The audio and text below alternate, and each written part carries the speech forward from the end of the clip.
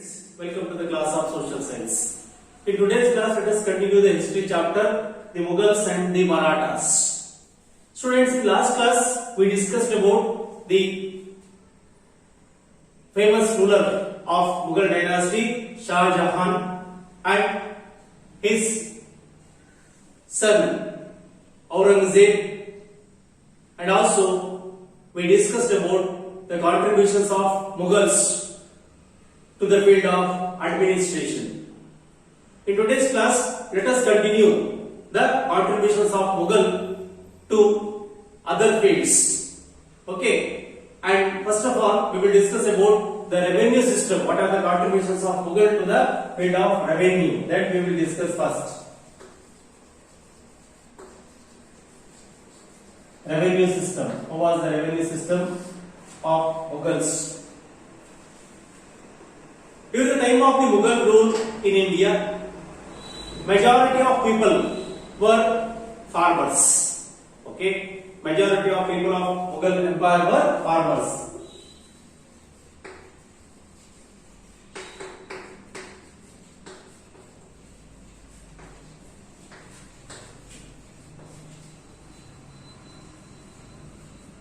Okay, and the land tax was fixed based upon the fertility of the land.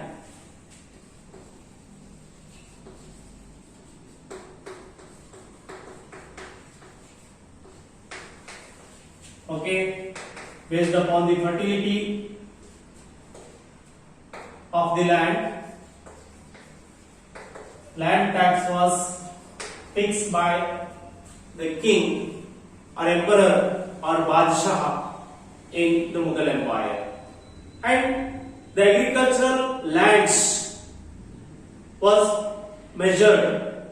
The agricultural lands were measured in order to fix the tax amount. Okay, the agricultural land was measured in order to fix the land tax. 1/3 of the product was paid as tax, either in the form of money or crops. Either in the form of money means cash or crops means kind. Okay, 1/3. Okay, 1/3 of the total product or total crops grown by the farmer in the farmland should pay as a tax, either cash or crops, either money or crops, right? The terminologies used by Mughals in revenue system are used even today. Okay, what are the terminologies? What are the terms used by the Mughals in the field of revenue system? Among them, many are used even today in the field of revenue system of our country. That is the noted point. You have to know such type of well organized, well disciplined revenue system Mughals followed in India. Okay, next, the contributions of Mughals to the field of society. How was the Mughal society? What was the contributions of Mughals to the field of society of their empire? In then society, means that types society, kings, ministers, officers and employees had better status. When the time of the rule of Mughal emperors in India, kings, ministers, officials and also employees, they had good status, okay, or they had better status. The people were also wearing jewelry and pearls, okay. The people were also wearing jewelry which was made of pearls, sapphire and other metals.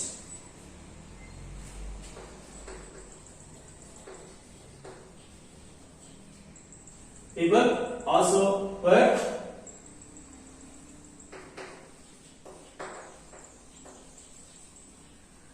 jewelry which was made of the valuable gems like pearls, sapphire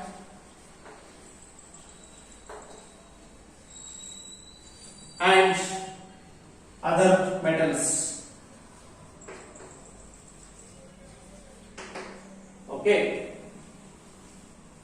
Excluding Aurangzeb, other rulers indulged in music, dance, consumption of liquor, gambling and other means of entertainment. Among the Mughal rulers, except Aurangzeb, Aurangzeb is not entertained the music, dance, consumption of liquor, gambling and all other means of entertainment. He was exception. He banned that all. Okay. Rest all Mughal rulers indulged in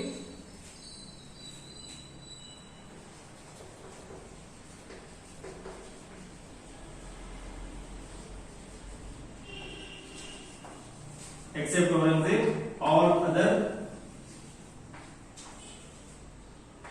Mughal rulers indulged themselves in dance, music,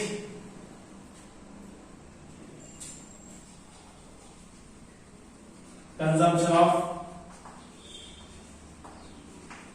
liquor, gambling and other means of entertainment.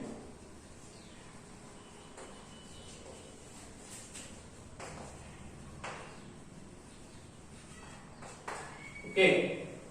Aurangzeb was exception in that. Okay, he was not gave importance for indulging himself and others in entertainment activities like dance, music, consumption of liquor, gambling and other means of entertainment.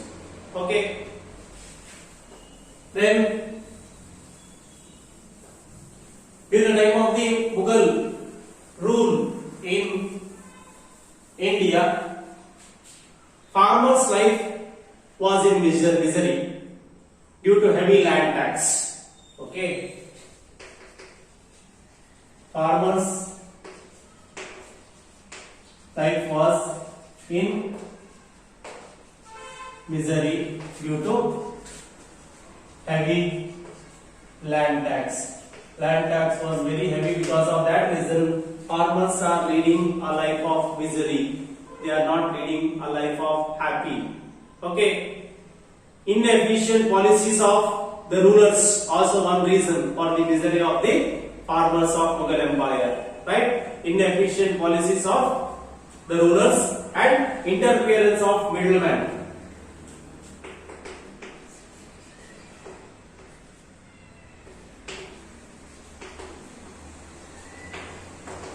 Many Mughal emperors introduced inefficient policies which are not favorable to the farmers. Because of that reason also farmers face the life of misery, and also interference of middlemen was more. This is also one more reason. Interference of middlemen in between farmers and the rulers. That is also one reason for the misery of the farmers. Okay. And leather processors, potters, cobblers, washermen and other form non-agricultural working class. In Mughal Empire, along with agricultural working class, non-agricultural working class people also gave a great contribution to the society. Namely, leather processors, cobblers, washermen, and others form the non-agricultural working class. Okay. Then, in the Mughal Empire, sati system, child marriage, and bride price were in practice. This is the most important point you have to note, dear students. Which systems are considered as bad for our society? That systems were in practice during the time of the Mughal rule. Okay, they promoted that all. The bad practices like sati system, that is not good for the society. And in Mughal society, it was practiced. It was encouraged by the rulers. Okay, sati system and even child marriage, it is not allowed legally. Child marriage, sati system is not allowed at present. But when the time of the Mughal rulers, it was promoted. Okay, and bride price were in practice.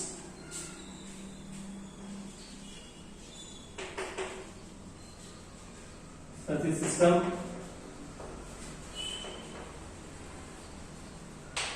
child marriage, and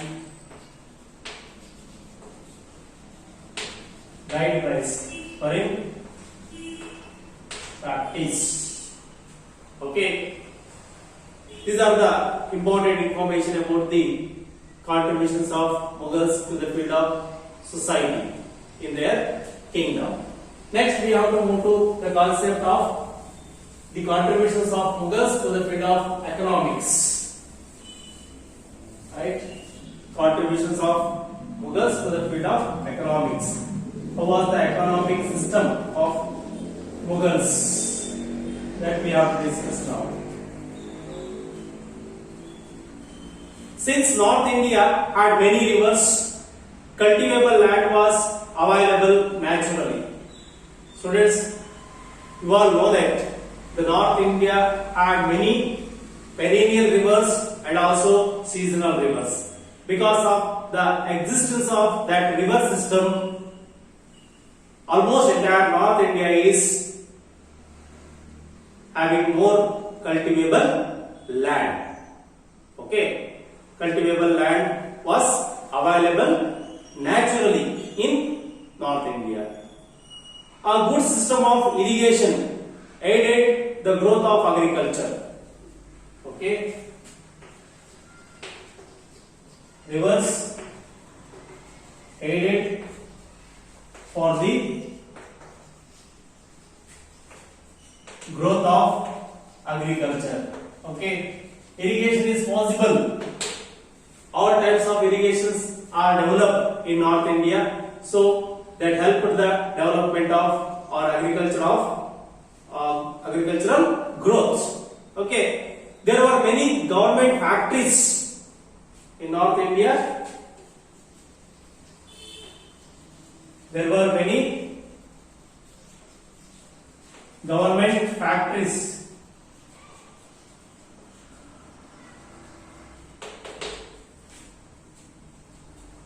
Out of them, textile industries were concentrated in the areas of Banaras, Patna, Dhaka, Chabaspura, Sonar, Lahore, Fatehpur Sikri and Agra.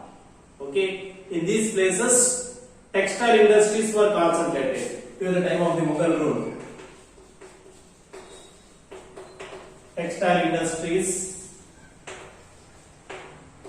are concentrated in the regions of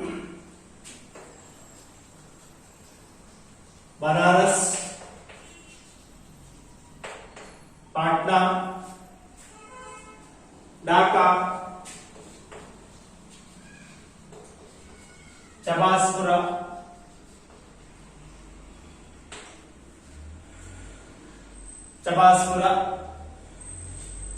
and Sonar, Lahore,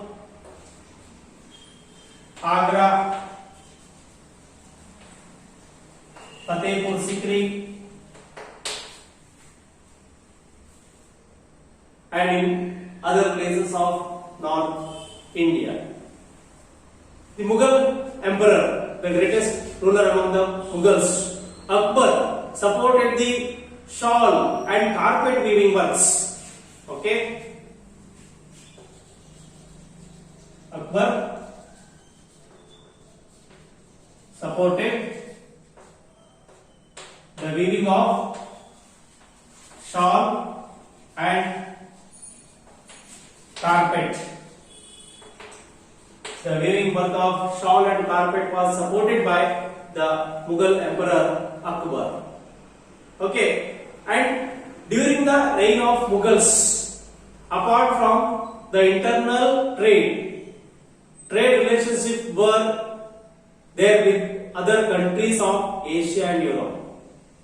That means domestic and international trade were well developed during the time of the Mughal reign. Okay, they promoted domestic trade or internal trade and international trade also. Okay, in between the other countries of Asia continent and Europe continent, Mughal rulers had link of trade. Okay, then raw silk, metals, horses, perfumes, gold and silver were imported. Okay, Mughal emperors imported raw silk, metals, horses, perfume, gold and silver.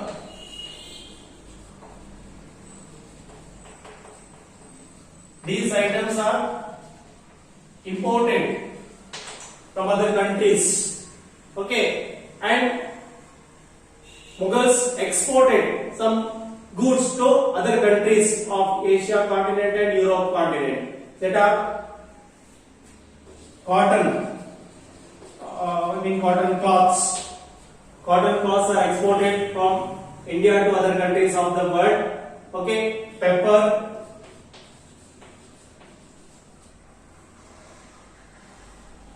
cotton and paper, sorry, not pepper,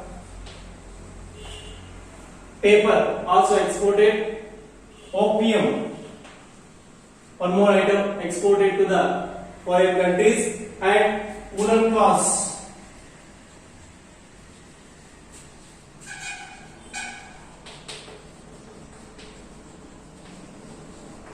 Okay, these items are exported to the foreign countries. Cotton cloths, paper, opium and woolen cloths are exported, and raw silk, metals, horses, perfumes, gold and silver are imported by the Mughal emperors to our country. Okay, like this economic system was very strong, and economic system also received more contribution by Mughal rulers. Okay, next, under the contributions of Mughals, we have to discuss about the concept that is literature.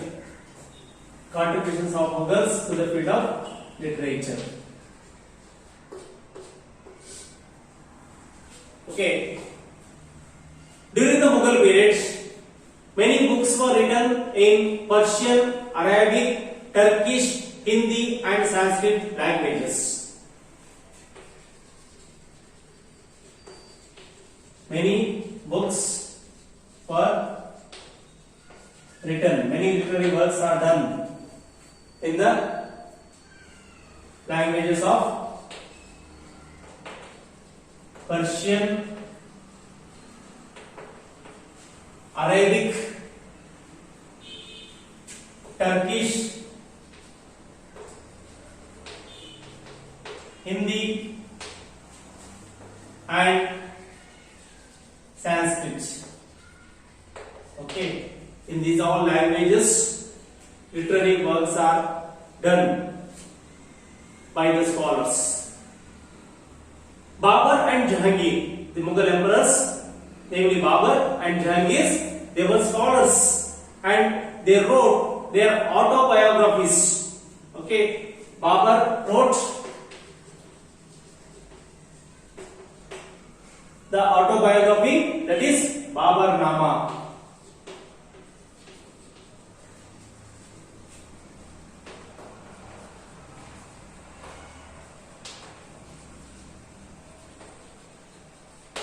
Okay, autobiography of Babur is Babarnama, and Tuzuk-e Jahangiri, written by Jahangir. His autobiography, that is Tuzuk-e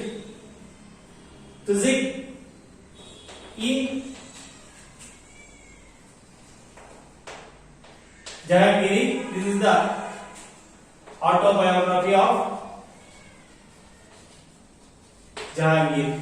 Both Babur and Jahangir were the great scholars among the Mughal emperors.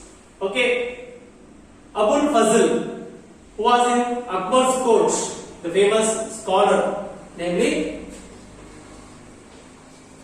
Abul Fazl, in the court of Akbar's court, there was a famous scholar, Abul Fazl. Okay, he wrote Ain-e Akbari and Akbarnama in Persian language. Okay, Ain-e Akbari and Akbarnama in Persian language. That was the great works of Abul Fazl, the famous scholar who got shelter in the court of Akbar. He wrote Ain-e Akbari and Akbarnama. Okay, by praising his emperor Akbar, he wrote that two books, Akbarnama and Ain-e Akbari. Okay, that is the literary works of Abul Fazl, and he did that work in Persian language. Next, Badauni, one more scholar. Badauni translated the Ramayana. Faizi, one more scholar, the mathematical work Leelavati and Raja Todarmal, the Bhagavad Puran into the Persian languages. Okay, many scholars who took shelter under Mughal emperors, they translated many great works of our country. Okay, mainly Badauni translated Ramayana to Persian language. Then Faizi, he translated the mathematical work of Leelavati to Persian language. Then the Raja Todarmal, who was under the filter of Akbar, he translated Bhagavad Purana into Persian languages. Okay, and great works were written like Ramacharita by Tulsidas, Sursagar by Surdas. Okay, these works also done during the time of the Mughal emperors. Ramacharita by Tulsidas and Sursagar by Surdas. These great works were also written during the time of the Mughal Empire's rule. Okay, these are the major points which will come under the literary contributions of Mughal emperors.